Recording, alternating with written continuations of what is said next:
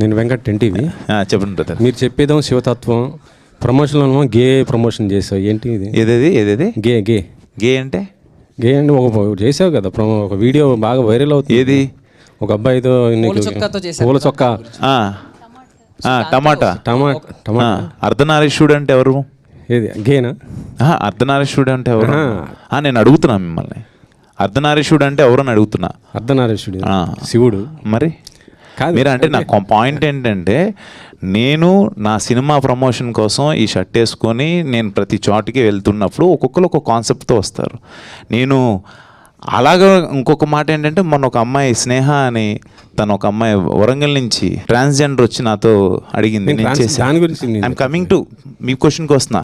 అలా ఎవరు ఏ కాన్సెప్ట్తో వచ్చినా కూడా సినిమాని ప్రమోట్ చేసుకోవడానికి నేను ఏదన్నా చేస్తాను. దాంట్లో తప్పే ఉందని అంటున్నాను బ్రదర్. తప్పేం కాదు కదా అంటున్నా. మీకేమైనా తప్పుగా అనిపించిందా?